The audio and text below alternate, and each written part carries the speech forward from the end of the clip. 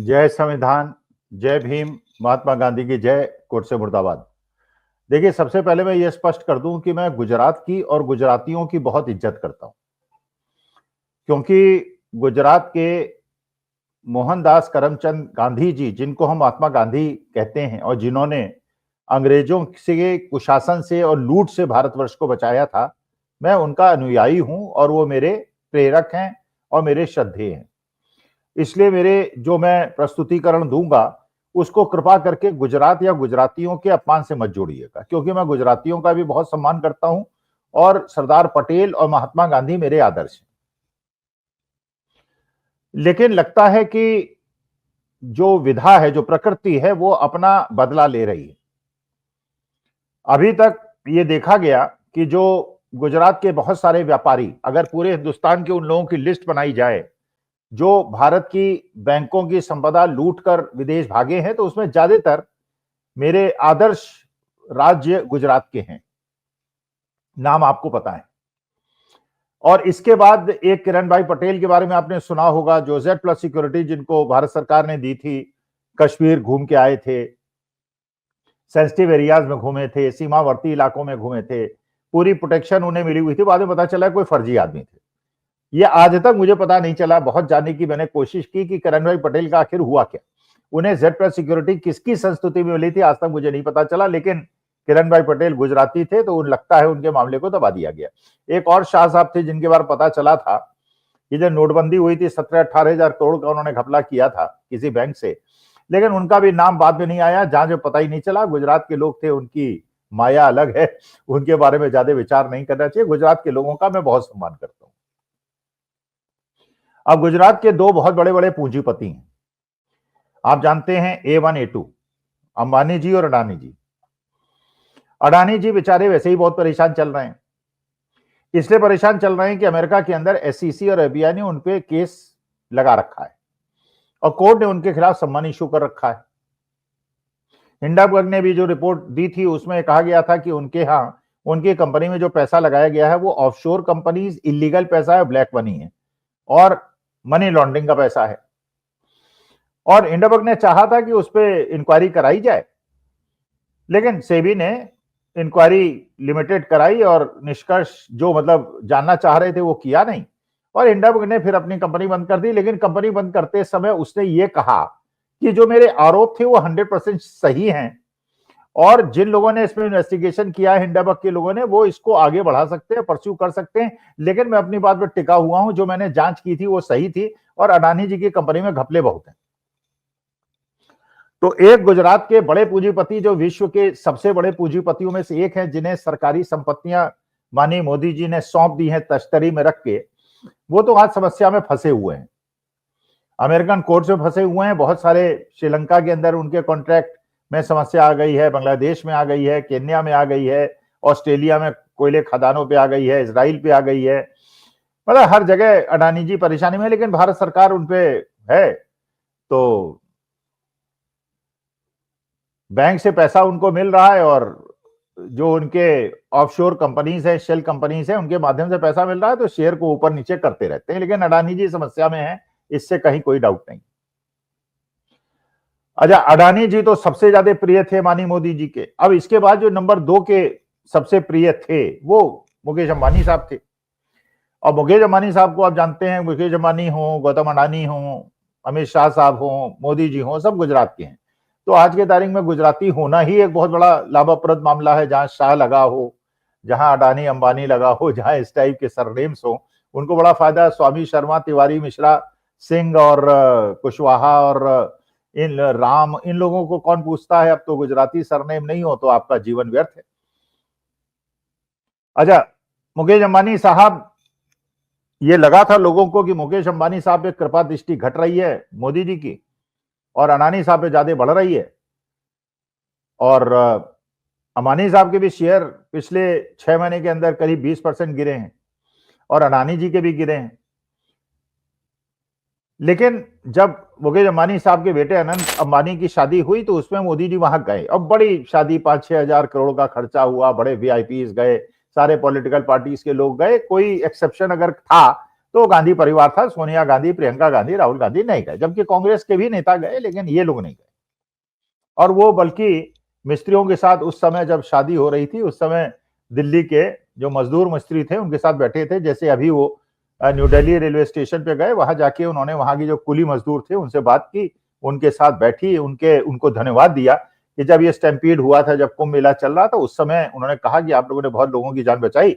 और कुलियों ने कहा कि साहब हमने किस तरह से, हमारे जीवन में आज की तारीख में परेशानी है और हमको कभी कभी तो खाने को भी नहीं मिलता है, क्योंकि अब जो ट्रेन पैसेंजर्स हैं उनके पास अलग टाइप की ट्रॉलीज होती हैं, खिसका के ले जाते हैं, कुलियों की उनको जरूरत नहीं पड़ती, एस्केलेटर्स होते हैं, सब होते हैं, तो उनकी कमाई बहुत कम हो गई है। लेकिन उन्होंने अपने जेब से पैसा डाल डाल के अपने देशवासियों को जो तीर्थाटन के लिए जाने वाले थे उनको घायल अवस्था में हॉस्पिटल भेजा और अपनी जेब से पैसा खर्च किया।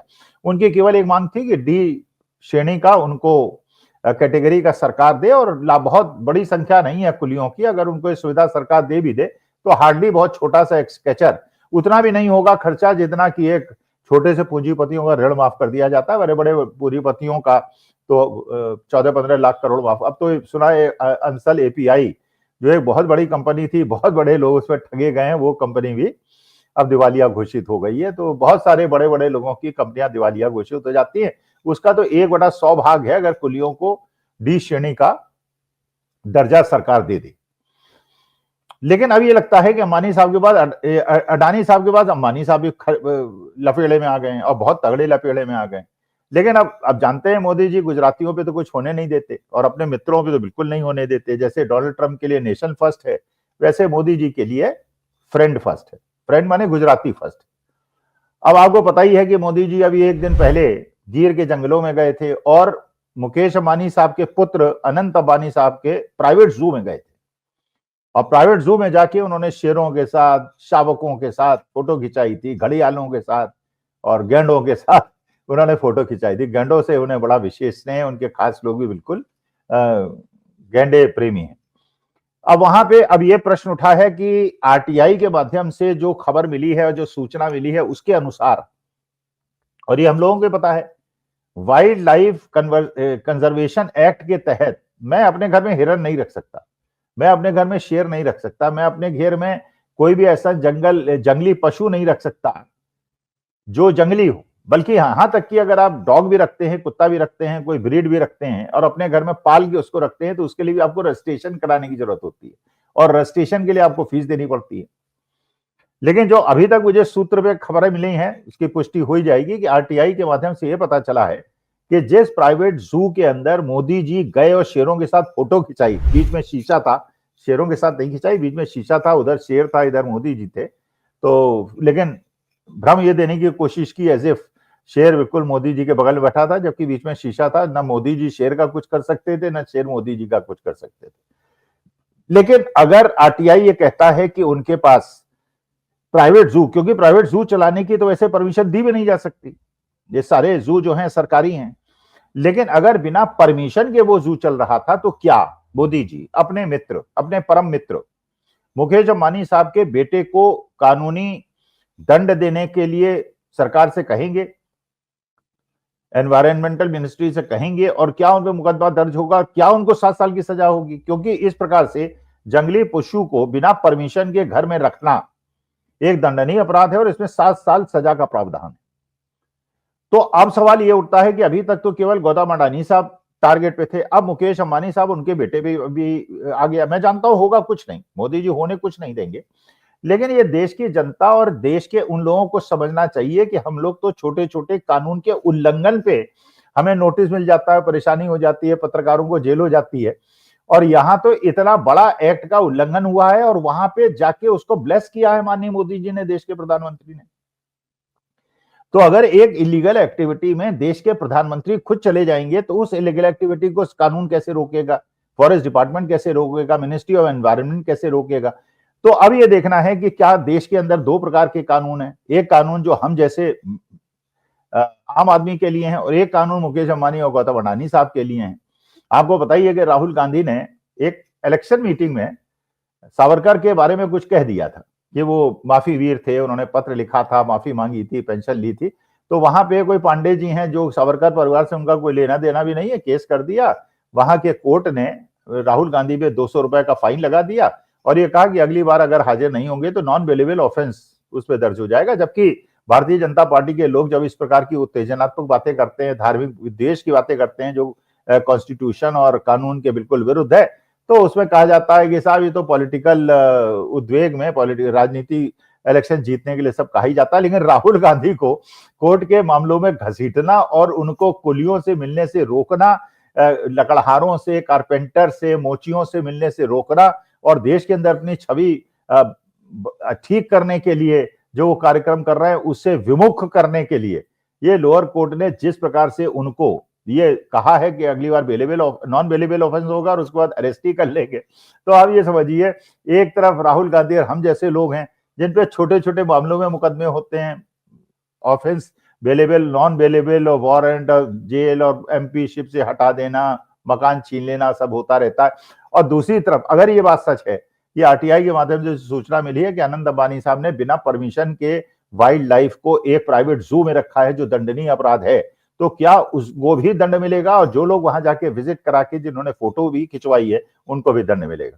तो अब देखते हैं, कानून एक प्रकार का है कि कानून दो प्रकार के हैं, लेकिन देश की जनता को ये बात पहुंचाना मेरा कर्तव्य था। और अभी ये सूचना जो मुझे मिली है अधिकृत नहीं है, लेकिन मेरे ख्याल से ये बिल्कुल सच बात है कि जो मुझे लगता है कॉमन सेंस से, ये वकील भी बताएंगे और वाइल्ड लाइफ के जो एक्सपर्ट्स हैं वो बताएंगे कि प्राइवेट अपने जू में या अपने घर के अंदर किसी वाइल्ड एनिमल को रखना एक दंडनीय अपराध है और ये इसके दंड का प्रावधान है और 7 साल की जेल है। इसकी पुष्टि हो जाए और उसके बाद जिस प्रकार से एक छोटे से आदमी को दंडित किया जाता है और उसको परेशान किया जाता है, उसको अपमानित किया जाता है, उसी प्रकार से जो हमारा संविधान कहता है उसी के अनुसार जो राजा है, जो सबसे बड़ा पूंजीपति है, उसके बेटे को भी दंड मिलना चाहिए, छोटे छोटे आदमी को दंड मिलना चाहिए। मेरा विचार है, आपका जो विचार हो। नमस्कार, धन्यवाद और प्रणाम।